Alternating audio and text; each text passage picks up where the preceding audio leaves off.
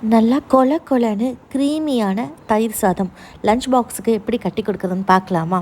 அதுக்கு சாதம் வந்து நல்லா ஊற வச்சுக்கோங்க. நல்லா ஒரு 1/2 டம்ளர் தான் நான் சாதம் எடுத்திருக்கேன். அது வந்து 1/2 டம்ளர் அரிசிக்கு கிட்டத்தட்ட பார்த்திங்கன்னா ஒரு 2 1/2 டம்ளர் வரைக்கும் நான் தண்ணி ஊற்றுவேன். அந்தளவுக்கு நல்லா மசிஞ்சு வரணும். ஒரு 4 5 விசில் விட்டு எடுத்திங்கன்னா இந்த மாதிரி நல்லா குழஞ்சி வந்துடும்.